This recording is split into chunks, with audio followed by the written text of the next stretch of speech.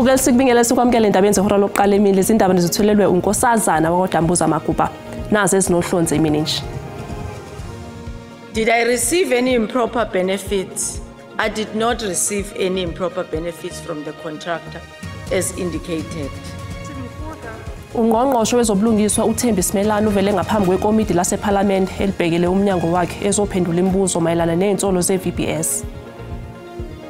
My task, my priority in the next week is to see him out of prison and to petition the next highest court so that he can fight this grave injustice. Lowo owabe isikhulu sePrasa uLucky Montana uthi uzosidlulisa isigwebo seminyaka e15 esitholwe wabe inhloko yonjiniyela kule nkampani uDaniel Mthimkhulu. It's a tough team. As a team, they are playing with a great dedication. They are runners, so that means that it will be a tough game. Umqeqeshi webafana uHugo Broos uthemba ukuthi ukapteni waleli qembu uThemba Zwane uzokwazi ukugqugquzela leli qembu ukuze liphumelele kumdlalo walo neUganda.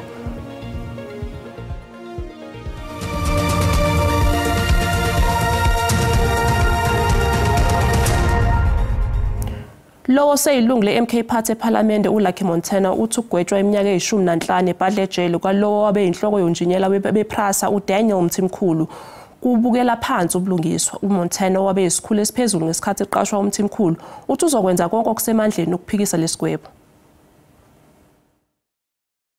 uLucky Montana oseyilungu leMK Party eParliament uthi uDaniel Mthimkhulu ushaywe ngoswazi oluqinile ngokugwetshwa iminyaka e15 ebhadla ejele ngenxa yokusenga ezimithiyo ngeziqu zakhe.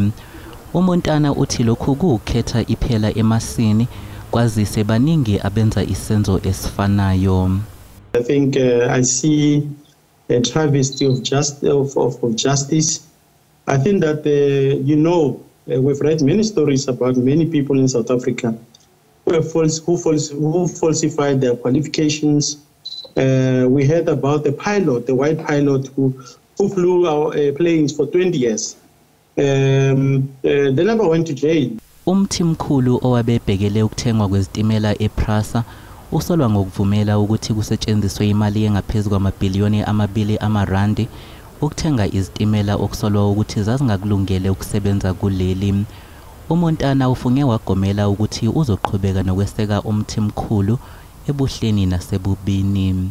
Let me assure you, I've spoken to his family, I've spoken to lawyers, and I've made it clear that I'll continue to fight for him. My task, my priority in the next week is to see him out of prison and to petition the next highest court so that he can fight this grave injustice. uMontana owabe eyisikhulu esiphezulu ePrasa umile kwelokuthi uMthimkhulu azange akhwabanise imali kule nkampani yezitimela. Umbiko uSihle Dlamini wezindaba zeSABC. Ungqongqoshe wezobulungiswa uThembi Simelane wenze izethulo zakhe namhlanje ekseni ekomiti leParliament elibhekele umnyango wezobulungiswa nokuthuthukiswa komthetho sisekelo ngodaba olusematheni phakathi kwakhe nezinsolo ngebhange eVBS. Ungqongqoshe ubhekene nezinsolo ngokuthinteka kwegama lakhe ngokuhlumula ngohafu wesigidi samarandi awuthola ngesikhathi eseyimeya yomasipala ePolokwane. Ungqongqoshe uThembi Simelane uvele phambi kwekomiti leParliament ngenhloso yokugeza igama lakhe insolweni zokuthi ngenzeka ukuthi naye uyingxenye kulabo abasolwa ngokubhubhudlwa kwemali yeVBS. Utshele amalungu ekomiti ukuthi ngesikhathi eseyimeya yomasipala ePolokwane uyena wathatha isinqumo sokuthi umasipala uhoxisa ukufaka imali yawo ebhange eVBS. Maqondana nemalimboleko engaphezulu kwahafu wesigidi samarandi ahlomla ngayo uphiko walala ngomhlanje ukuthi wawubolekwa yiVBS. Uthi imali wayibolekwa iGundo Wealth Solutions okuyinkampani yayenza umsebenzi nomasipala wasePolokwane. Honorable members, it's a matter of public record again that Polokwane municipality invested money in VBS in my tenure as an executive mayor. But what is not amplified is that on the advice from technical expertise within the municipality, myself as a mayor instituted the withdrawal of Polokwane investment from VBS. I-Action SA eParliament ipheke ngembuzo ungqongqoshe uSimelane ngokuthi kungani umasipala wakhe ukufaka imali yawo eVBS. I-ACDP yenze isinqumo kokaSimelane ngokuthi akufanele yini ashenxe kancane esikhundleni njengongqongqoshe ngenxa yobucayi bodaba lwakhe. So there was a significant loss of public funding. Why did you not use the municipalities' bank? You said Standard Bank was their bank. Why was the money not invested in Standard Bank? Would it not be wise at this stage to consider, I'm not saying standing down or anything, but just how does one deal with that possible? I regret the harm it has caused the people of a vendor in particular. Ngesonto ledlule umengameli wezwe uCyril Ramaphosa uyalele ungqongqoshe uThembi Simelane ngokuthi kuzofanele amnike incazelo ephelele kanye nombiko oqukethe konke ngalolu daba lwakhe. Namhlanje amaphoyisa kwaZulu-Natal agasele kwaSithebe nokuyindawo ezizinda samabhizinisi eMandeni. Lokhu ngemva kwembiko ethi amabhizinisi kule ndawo aqasha abantu bokufika bakuleli ngokungemthetho. Intatheli ye-SABC uSimphiwe Makhanyo behamba nalo leli thimba. Namhlanje ke inhlaka ezahlukene kuhulumeni ngibalula amaphoyisa kanjalo ke nezokuphepha zigasele la emabhizinisini ala endaweni yakwaSithebe eMandeni ngenhloso yokuzobheka ke isimo sokusebenza salapha emabhizinisini akhona kule ndawo. Singakubalula ke ukuthi bakhona aboshiwe namhlanje njengengxenye yokugasela kwalamaphoyisa abebekhona namhlanje, kepha ukuzwa kabanzi ngokuthi kungani uhulumeni wakwaZulu-Natal uqoke ukwenza esingathi ke lolu hlelo asamukele undunankulu wesifundazwe kwaZulu-Natal umnumzana uThami Ntuli. Mphemba sikubingelele sikwamukele indabeni. Sicela nje usichazele ukuthi ngokwakho le operation namhlanje ngabe impumelelo yini? Well, kube impumelelo ngoba siwazile ukuthola abanye lapha emafemini okungafanele bebe khona ngoba abana imvumo yokuba lapha. Kwakhona nomqashi obe emaphoyisa esemthatha ukuthi ayophendula imibuzo ngaleso senzo leso. Kodwa okunye engibotha kube impumelelo ngakho ukuthi kube khona abasebenzi kube khona ulwazi oluncane basinikeza lona ungaphatheki kahle. Esesinqumile ukuthi sobuyele emuva siyoba nethimba elizobuya libuke nomnyango loka labor inkinga ekhona ukuze nanongqongqoshe kuzwelonke obhekene nalolu daba labasebenzi akwazi ukuthi ucosha umbiko. Kodwa okukhulu kunako konke ukuthi silwa nobugebengu. Asilwi kuphela nobugebengu bokuqasha abantu abangafanele baqashwe, kodwa siyabhekana nokuthi azikho ezinye izenzo zobugebengu ezikhona. Sifuna umnotho wethu ukuthi noma uvuka solungisa, kodwa sibe silandela yonke imithetho. Sibonga lesikhathi. Siyathokoza kakhulu. Undunankulu ke wesifundazwe kwaZulu-Natal lo umnumzana uThami Ntuli asibuyisele intambo kweNegoli. Igebengu ezikhwabanisayo einkampanini ezingamabhizinisi ombuso zingayithola igwetshiwe njengalowo beyinhloko yonjiniyela ePrasa uDenyo Mthimkhulu nothole isigwebo seminyaka e15 ngamacala okukhwabanisa.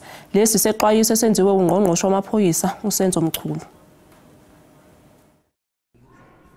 Ungqongqoshe uMchunu useshayele amaHawks ihlombe ngomsebenzi awenzile oholele ekuboshweni kwabeyinhloko yezonjiniyela ePrasa uDenyo Mthimkhulu. But they also undermine the integrity of the country in terms of credibility, especially when it comes to employing public servants and the recruitment of public servants and everything that the government is about.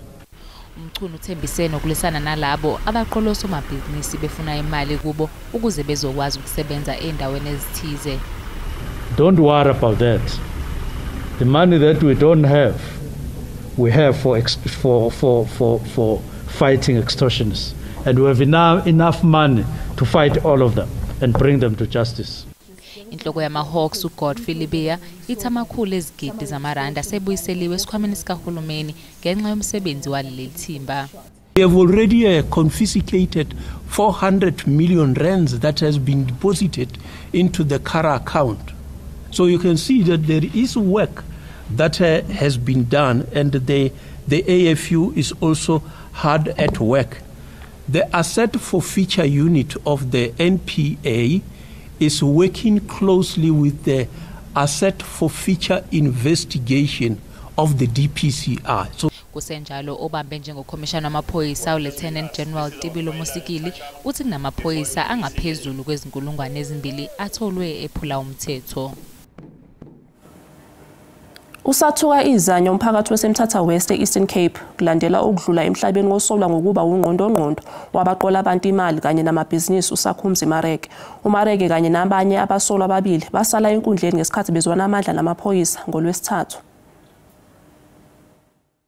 Amashishini kunye nezikolo avaliwe ngenxa yokufunwa imali ekuthiwayo yokuwakhusela.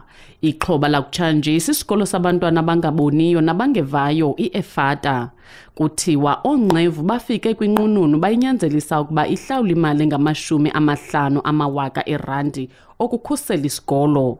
Kusuku emva koko kuye kwatshiswa iTLB kwisiza solwakhiwo esingaphakathi kumasango esikolo, nto leyo ikhokelele ekuvalweni kwaso. Ndizolanda umntwana wam endifonelwe emva kwemini izolo kwathi abantwana bathathiwe ngabazali. Ke ngoku nam ndizothatha wam ndifike esithulele yedwa sebemthathiwe abanye. Urhulumente wephondo ubatyityimbisele umnwe abo banyanzelisa imali ngondlela mnyama ebantwini. Urhulumente utyityimbisela umnwe abo bathe gqolo kwaphula umthetho ukuba bahlukane nomkhuba wokuhlasela nokuthintela amapolisa ekwenzeni umsebenzi wawo okanye baza kudibana nembila zithutha. Ukanti isebe lentsebenziswano ngolawulo kwiphondo lizikhabile intetha zokuba uMareke yinkosi yaseMthatha West. Singaqinisekisa into yokuba pha ngokwencwadi zethu namaxwebhu ethu esithi sirhume ngawo abasebenzi balapha kwaCopter, asinalo igama likaMareke oyinkosi okanye oyi-traditional leader kula mmandla wase-OR Tambo okanye KSD. So ngokuphandle ke akayonkosi kwaphela tu. Kwindaba ze-SABC ndingufundiswa Mhlekude eMthatha. Sisathe iqhu ey'tolo kanti uMasibuyeso uzokuphathela udaba oluthi. Aqale kumshaya ngomgqibelo ekuseni ube kwakhe bavele bamhlasela bamshaya. Bathi bayahamba abantu bayolilekelela lapho baphinda futhi babadubula nalabo. Amathimba aqapha umphakathi waseMawoti eNanda athasela lobenyoni ngemva kokubulawa kwamalunga awamabili ngempela sonto edlule, kanti kusolwa amaqembu egelekeqe ngokuthi yiwona enze lezi zenzo.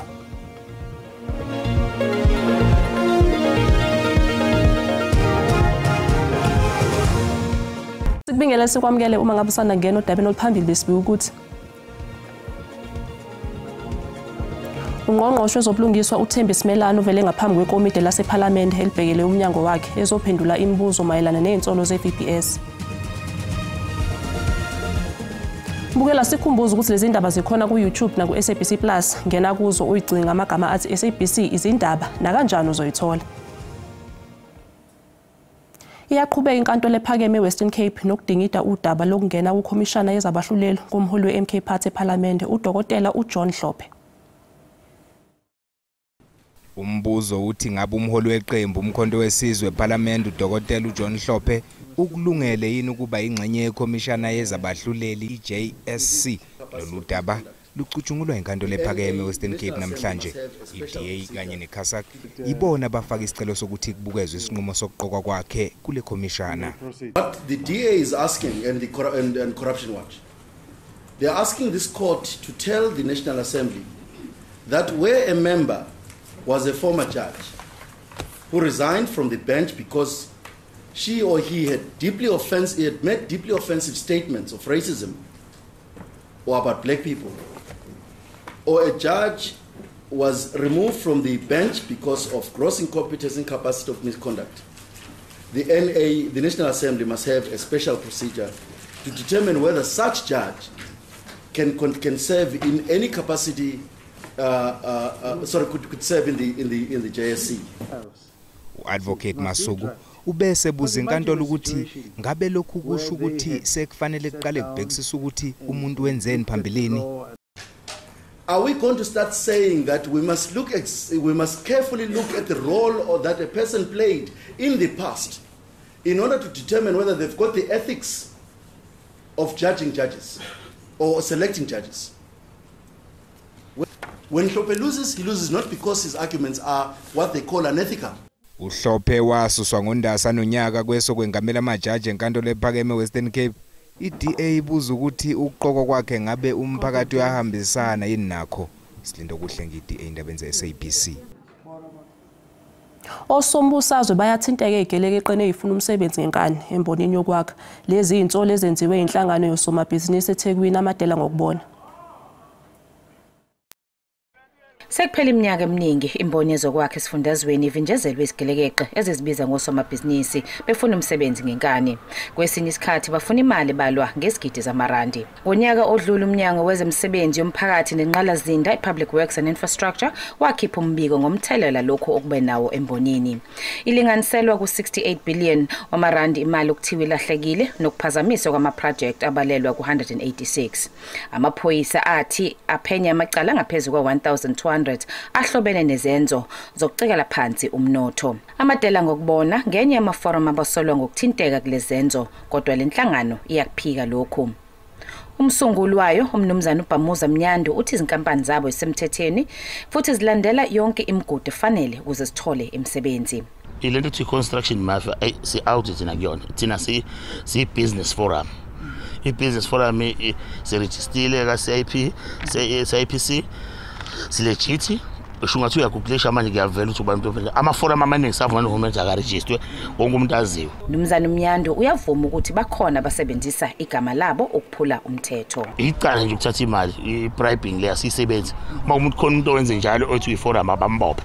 Thina sisemasayithini siyasebenza manje siyasebenza la nayibona isaythi emva kwethu ngama-site ethu siwasebenzayo akhokhela imali awukwazi uhola imali ngentini. Umnumzana Mnyandu uthi kukhona osopolitiki abasebenzisana nalezi gilamkhuba yilapho-ke uphenyo lwamaphoyisa okufanele luqale khona. Usho ngaqaleni ukuthi ubona bengasibiza uhulumeni ngoba khona abantu abakahulumeni abashela le ntombi esiyishelayo. Manje uyabona masesihlele etafuleni kuzovela ukuthi nawo kanti uthi uyi-politician kanti udla uzoba nganalabantu kanti uyintombi eyodwa. Sakufisa nathi ukuthi uhulumeni asibize. Umnumzana Mnyandu uthi bazimisele ukusebenza nohulumeni ukunqanda lokhu. Kwizindaba ze-SABC ngu-Ayinda Mhlongo eThekwini. Ithimba elinqanda ubugebengu iCPF emawodi eNanda enyakatho yeTheku lithi seliphilela uvalweni njengoba nje amalungu amabili alebulewe ngempela sonto. Kusolwa ukuthi igelekeqe idubula izabulala ilungu layo eCPF ngenkathi leli lungu likubo ngomgqibelo ekseni. Umphakathi kanye namanye amalungu eCPF babe sebengenelela. Kuthe sekudutshulwana elinye futhi ilungu leCPF labulawa. INanda yaziwa njengendawo la kubulawa khona kakhulu abantu. Amaphoyisa kule ndawo athi kushone abantu abayishumi ngempela sonto eyodwa nje vo ezigamekweni ezahlukene. Icala lakamumva elidale ukushuba kwesimo endaweni yasemawodi elokubulawa kwamalungu amabili eCPF. Izinhlaka ezahlukene zamaphoyisa omphakathi zizwakalise ukukhathazeka kwazo ngezinga eliphezulu lobugebengu nokungabonwa kwamaphoyisa ngesikhathi kunomhlangano namaphoyisa. iCPF ithi izigebengu seziqotha labo abalwa nobugebengu. Aqale kumshaya ngomgqibelo ekseni ube kwakhe bavele bamhlasela bamshaya. Bathi bayahamba abantu bayolilekelela lapho baphinda futhi babadubula nalabo. Nje kwagcina sekulimela abantu abaningi nje engicabanga ukuthi sinemari service nje ngomgqibelo wona lo wabantu ababili beCPF. Kuthiwa ngolesithathu amalungu omphakathi avuke kunezingqembe ezithi imindeni engasiwo amaZulu kumele iphume iphele kule ndawo. Uphewa uthi isigebengu zizama ukutshala ungezwani ngokuthi lezi gameko zokubulalana ezobuhlanga. Ngicabanga nje into enziwa ilezi igebengwana ukusihlukanisa phakathi khona ngizobe ngathi yime phakathi kwamaXhosa namaZulu, which is not correct. Olunye uhlaka lwamaphoyisa omphakathi endaweni lunxuse ukuthi kutshalwe amaphoyisa engeziwe. Isifiso sethu nenjongo yalomhlangano bengathi mhlambi beunga-edwe endaweni esihlala kuzona, mhlambi mawungaphuma kahle umhlangano ku-edwe abantu bomthetho abazokwazi ukuthi bahlale endaweni. Amaphoyisa athi kuphenywa amacala ayishumi okubulala enzeke kule ndawo ngempela sonto. NginguNonhlakanipho Magwaza ezindabeni ze-SABC eThekwini. Umnyango wezemfundo eFree State ugxeke noma yiluphi uhlobo lodlame olwenzeke emagumbini okufundela. Lokhu kuzemva kokuthi kusabalala ivideo ekhombisa uthisha nomfundi benokungaboni ngasolinye malungana nefoni kamfundi isigameko senzeke eHTS eVelcom. Umama womfundi kaGrade 8 uthi ukhathazekile emva kokuhlukumezeka kwendodana yakhe. Umuthidisi Mulete uthi indodana yakhe ibuye ekhaya idumbile esiphongweni futhi inamanxeba ezandleni. Umama wakhe wathola ucingo olwachaza ngokwenzeke esikoleni malungana nendodana yakhe. I don't know what to say. I'm I'm feeling depressed, I'm traumatized. I don't know how to comfort my child because he's a very, just a cool son. I don't know what to say about him. He's just not stubborn. He's a very cool kid. I don't know what to say. Umnyango ugcizelele wathi ngeke ukwazi ukubekezelelana nokungaziphathi kahle ezikoleni njengoba ukubeka phambili ukuphepha kwabafundi kanye nothisha. This is not the way the learner should be disciplined. There are various forms of alternative way of taking discipline against the learner. That is why we are saying this was unbecoming of a teacher, and as a result, we will make sure that we investigate whatever happened, and in due course we'll then come to the public and report exactly what was our finding, and if there's any wrongdoing, because we don't want to take to preempt. Umnyango wezemfundo uthi uma usuphothule uphenyo uzokwazi ukuthatha izinyathelo ngendlela efanele. Inkulungwane zezisebenzi zakuleli ziyaqhubeka nokufaka izicelo zokuthola imali ngaphansi kohlelo lwe-2-pot noluvumela izisebenzi ukuba icaphule emalini yazo yomhlala phansi. Ezinye izisebenzi seziphelelwa isineke sokulinda uhlelo lokucaphuna emalini yazo yempesheni. Abanye sebezithelekela mathupha emahhovisi ezimpesheni zabo ngethemba lokuthi lokhu kuzosheshisa izinto. Abanye basebenzisa uhlelo lwa-online. I-Old Mutual ithi sibe nabantu abangaphezulu kwezinkulungwane ezingama200 abasebenzisa lo hlelo online kanti nabafika emahhovisi abo kusukela mhla lunye kumandulo. We've had over 200,000 customers go to our WhatsApp channel to check 2-pot and 2-pot values since the 1st of September, but we've had no performance issues so far in terms of those volumes.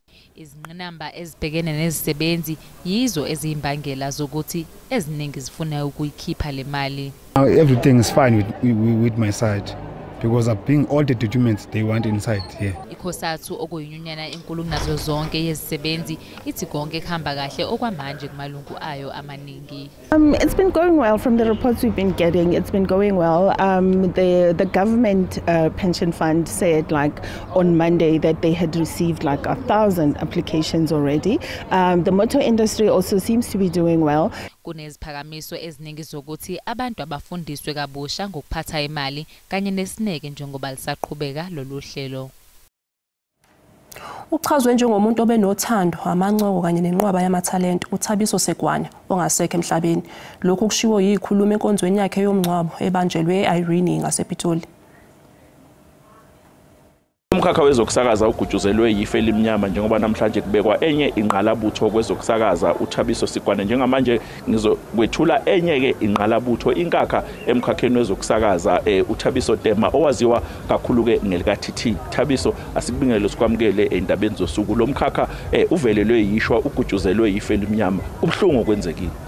No kakhulu kubhlungu kakhulu, but it is important for all of us ukuthi we must accept wenzekile and accept ukuthi this is God's plan for all of us, and we don't question it. We are all deeply hurt, heartbroken by this loss, and I think it's always just it's never easy. You don't get used to losing a person, but it's how it happens that actually shocks the system, So it is a very sad day, but also a happy day. Get a chance to celebrate someone who touched so many people's lives. Lo ke mbukeli wendaba ze-SABC uTT enye inqalabutho inkakha kwezokusakaza naye ula enkonzweni yomncwabo kaThabiso Segwane. Angithathe ke intambo ngiyibusele kuwe e-studio e-Auckland Park eGoli.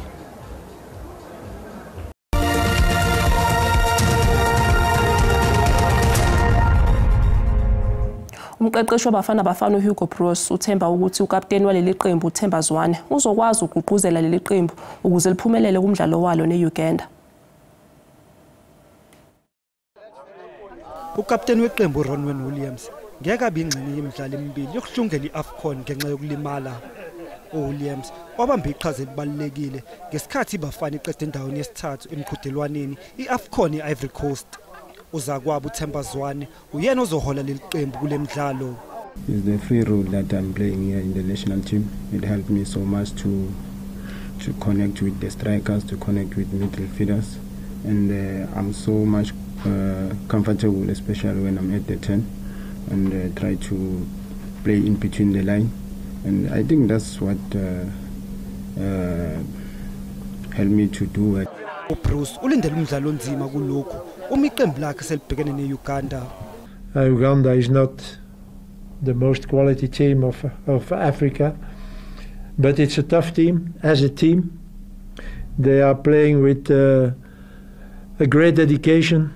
They are runners, so that means that it will be a tough game. Bonke abadlali basesimeni sokubhekana neUganda enkundleni yezemidlalo iOrlando ngehora lesithupha namhlanje ntambama. Umhlahlo wesimo sezulu uyalandela emva kwekhefu.